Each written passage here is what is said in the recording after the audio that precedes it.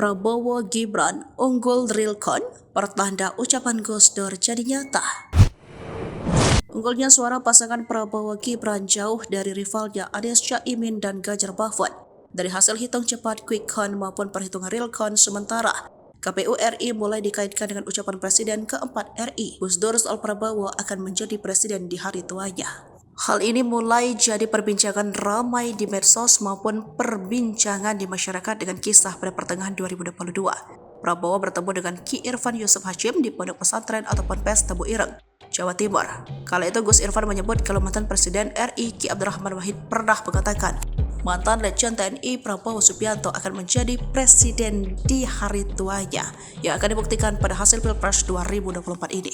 Saya mengutip ucapan Gus Dur, beliau pernah mengatakan Pak Prabowo jadi presiden di usia tua, insya Allah 2024. Ungkap Gus Irfan dalam siaran pers kunjungan Prabowo ke pondok pesantren atau Ponpes Tebu Ireng, Jawa Timur pada Rabu 4 Mei 2022 lalu. Hingga saat ini hasil quick count atau hitung cepat dari 6 lembaga menunjukkan pasangan calon presiden dan calon wakil presiden nomor urut 2, Prabowo Subianto Gibran Raka Buming Raka berhasil unggul. Keenam lembaga tersebut adalah Litbang Kompas, Carta Politika, Indikator, Lembaga Survei Indonesia, Poltreking, dan Populi Center. Dengan data masuk hampir 100%, Prabowo berhasil meraup suara lebih dari 55% di 6 lembaga itu.